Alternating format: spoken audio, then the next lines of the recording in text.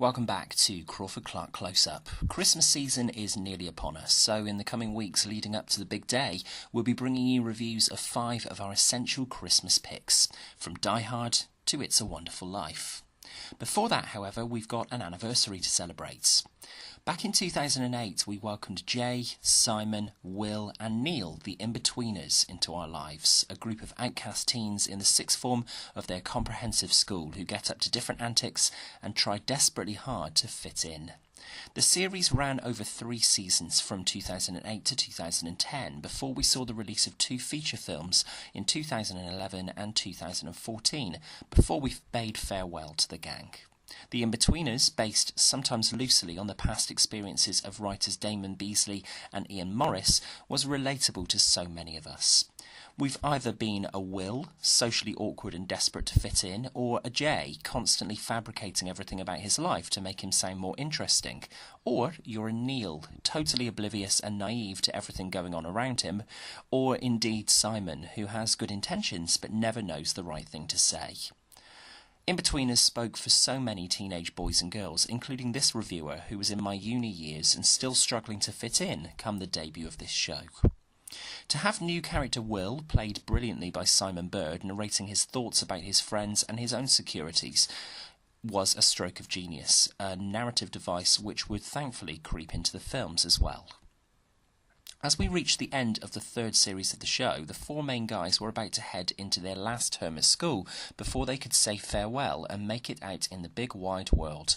And that's exactly where 2011's The Inbetweeners movie begins, with a demotivational speech from sixth form head Mr. Gilbert, played superbly as ever by Greg Davies. The summer holidays are here, so before they all go off their separate ways, some of them going to uni, others not knowing what they're going to do next, they're off on a pussy patrol to Malia for sun, sea, sex, sand, sex, sun, and sex, as Jay elegantly puts it. Simon, having been on cloud 9, finally getting Carly D'Amato as his girlfriend, is dumped at the beginning of movie 1, and the moment where Simon returns home putting on a brave face, telling his mum that he needs to eat a delicious dinner before going to his bedroom and crying, is one of the most realistic scenes in the series of the show. Meanwhile, Jay is in his bedroom with a webcam girl, a credit card and lots of ham, unbeknownst to his mother, who thinks she's left him at home working on his CV. Neil is working on the fish counter at the supermarket, and Will has a heart-to-heart with his father, played by Carly D'Amato's real father, Anthony Head, and his new wife. Will is disgruntled that he didn't even get an invite to the wedding. His dad's excuse? His son is a social pariah. The decision is made. The guys are heading out to Malia for the summer holidays before they all go their separate ways. From the moment they get on the coach to screams of Burnley football fans chanting, much to the annoyance of Will, who's trying to get some sleep, the holiday goes from bad to worse. What's great about this first film in comparison to the 3 series of the TV show preceding it is that where there were restrictions placed on the 4 leads as to what the writers could get them to do whilst they were all still at school, this movie allowed them to break free of those constraints. It's your first proper come-of-age holiday without your parents, and whilst things don't go exactly as they planned, it's a hilarious ride. The writing, as with the TV series, is first-rate, with zinging one-liners and a sardonic narration from Simon Bird's Will throughout, which is hilariously funny. What's great to see as a fan of the original series is that whatever scrapes they might get themselves into, whether as a 4-piece or individually, there's always at least one person there for support. Simon Bird, James Buckley, Blake Harrison and Joe Thomas are a superb ensemble, as expected, as the 4 leads, and there's the perfect prerequisite of cringy moments involving Neil getting off with a granny in a club and Simon trying to heroically swim ashore from a boat party to get the girl, before being winched from the sea and proclaiming to said girl and a beach full of concerned tourists that he's just shit himself. The Inbetweeners movie is essentially an extended version of the TV series, 90 minutes of hilarious, quotable madness that's sure to entertain fans of the original series, but unlikely to convert any new fans. From Crawford-Clark Close-Up. Alrighty then. As we wrapped up the first of the 2 Inbetweeners movies, our 4 titular leads had somehow managed to secure girlfriends, even Neil, who was juggling his supermarket girlfriend as well as a girl he met in Malia. As we open the Inbetweeners 2, we're quick to learn that there's going to be little continuation of this narrative strand. The first image we get is of Will, Simon and Neil dressed as Harry, Ron and Hermione, respectively, trying desperately to hang out with the cool kids at a house party in Bristol.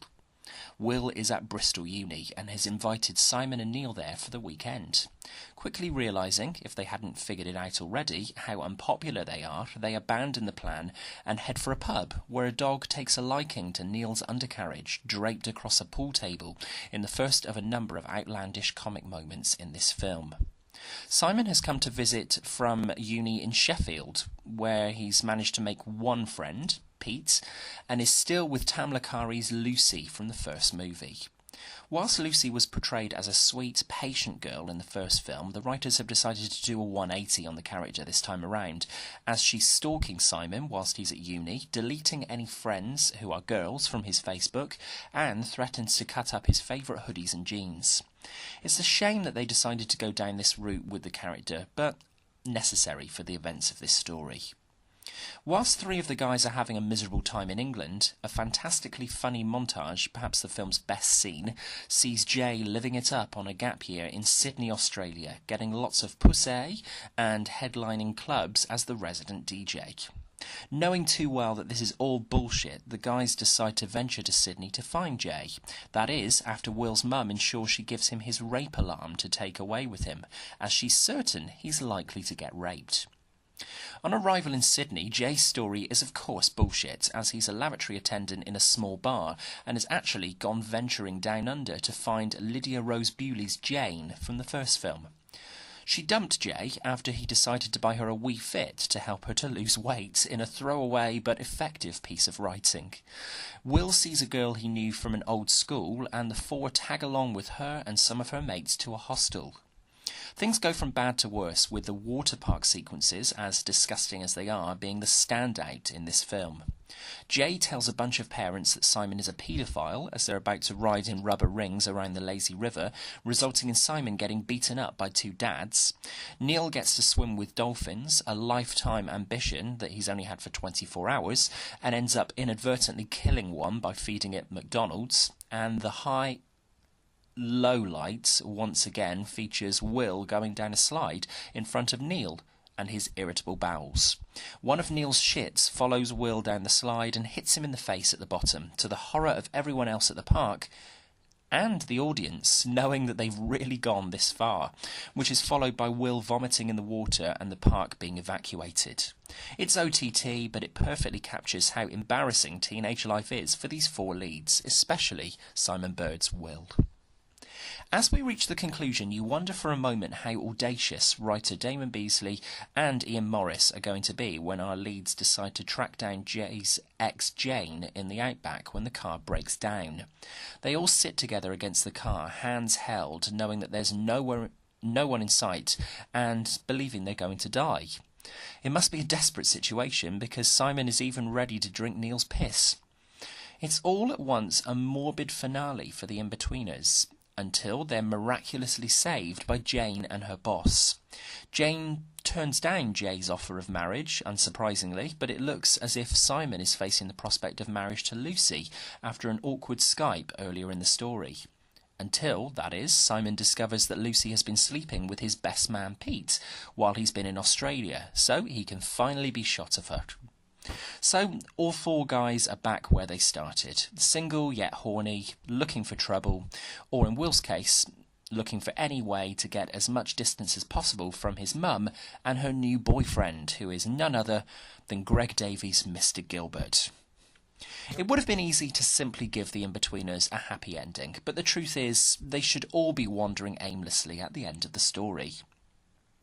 However, whilst this second film does have some hilarious moments, it feels like a completely different kind of film to the first.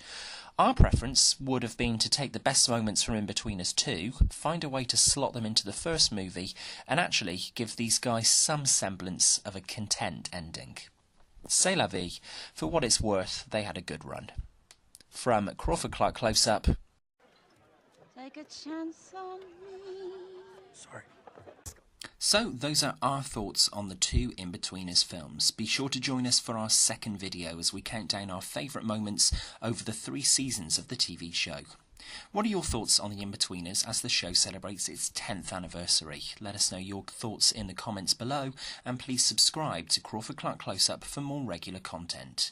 You can find us on social media. We're on Facebook and Twitter, and you can email us with your suggestions for future reviews, crawfordclarkcloseup@gmail.com.